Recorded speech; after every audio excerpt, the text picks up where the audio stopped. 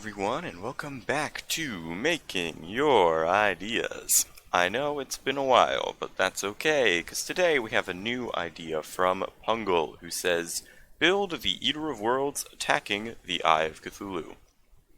Remember to leave your suggestion for what you want me to make in the next episode, and I will choose one to make when we return here. For now, let's get started. Alright, like with a lot of these builds, probably the hardest part is figuring out how to start. This is such an irregular shape. It's not like I can just build like the bottom and work my way up to the top or anything. No. I have to just build the worm. And a worm isn't exactly the easiest thing to just break out of your pocket. So I started with just a general shape. I decided that it wasn't going to be a circle because that would be a little too large, but it was actually going to be an oval type thing. So, yeah, it's an oval shape, which kind of makes more sense. Though I did make it as a circle here, the next layers were ovular. Which I think kind of fits it better, honestly. Having like a flatter top, flatter bottom, and then rounder sides. You can't really tell any of that from the actual game because you can only see one side of it. So I kind of had to think about what it would look like in a 3D space. And I decided to go with a more oval shape, because I tried doing a circle, but because I was doing variation in the top with how long it was, but not increasing the height, it would become very strange to do as a circle. And if I did increase the height in the top, it wouldn't look right, I think. So I chose to make the top and the bottom flat, make it an oval, so the shapes make sense, they look right, they line up, and it all looks good. So that's what I'm doing here.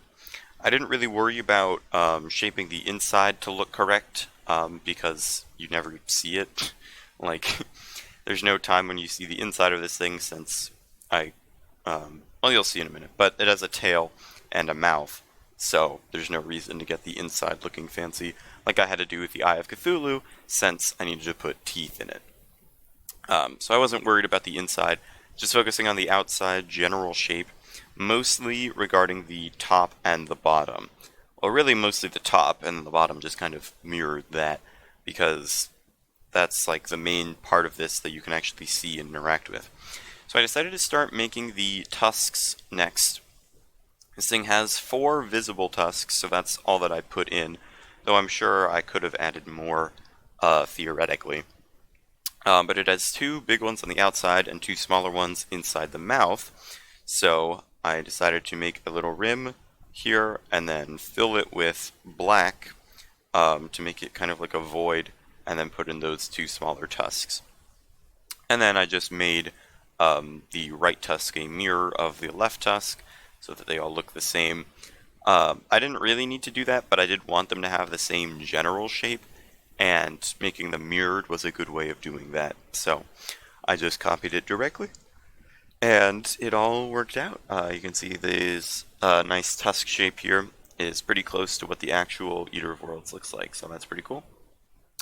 On the top, the main focus of the Eater of Worlds obviously is the eyes. That's quite a lot of those, so I added some eyes, trying to figure out how I wanted to do them.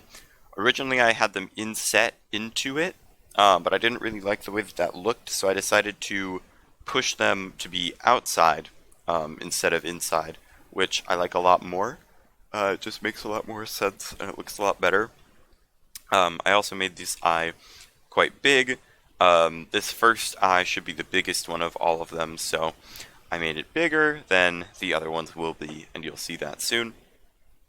Has an interesting shape also. It's more of an oval instead of a circle, which doesn't really match the original model, but it does fit the space that I had, so yeah, it fit the space that I had, and it was bigger than what it could have been. So that made sense to me to do.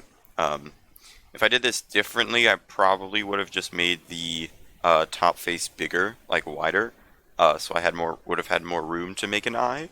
But it's okay. It's okay that I didn't. So you can see there's the two smaller eyes there also, and those are just copies of the original structure. And it's interesting. Their shape, they're like pointing toward the outside, which is it's just really weird to look at.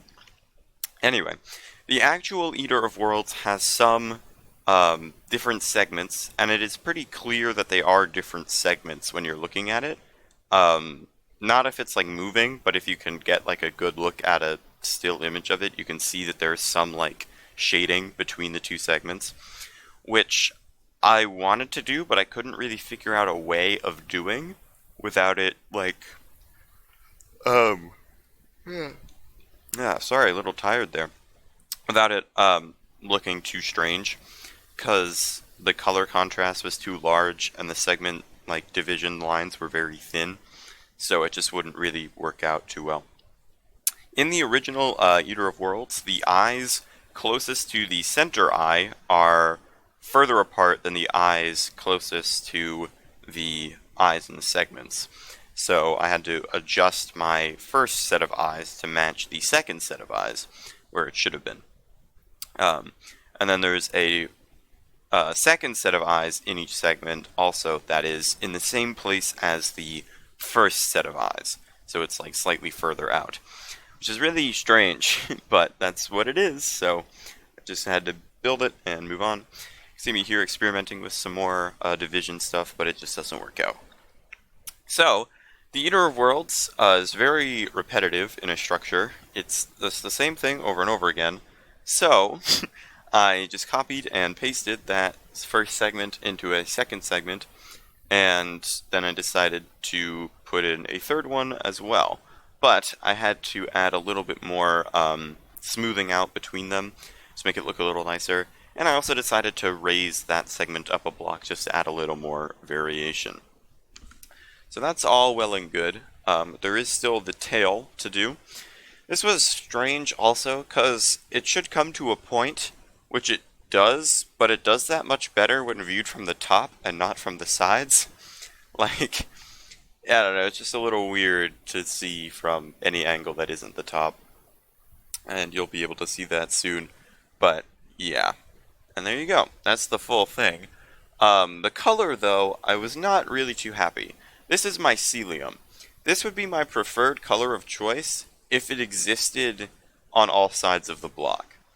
But it doesn't. So I had to think of something else.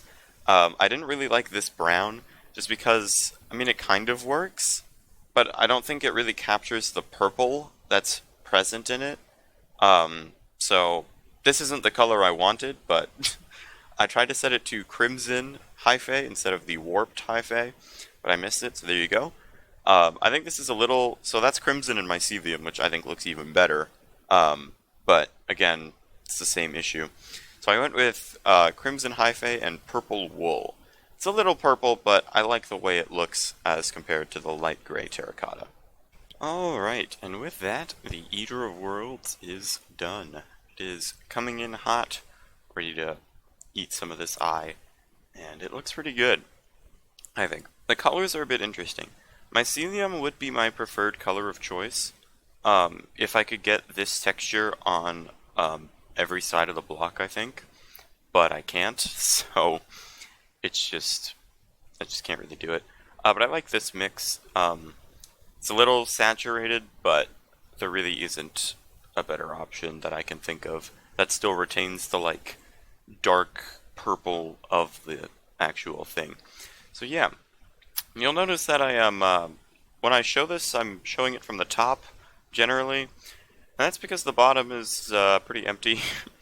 Like, it's hard to kind of transform the 2D models of Terraria into 3D when you don't get information about what's on the back. So, it looks right from the top, but it doesn't look as good from the bottom. But I think that's okay. Yeah, overall, I think this is pretty successful. Yeah. Remember to leave your suggestion for what you want me to make in the comments on this video, and I will choose one to build in the next episode of Making Your Ideas. With that, I'm going to leave this here. Leave a like and subscribe if you enjoyed, leave a comment on the feedback you have for me, and I'll see all of you later. Bye.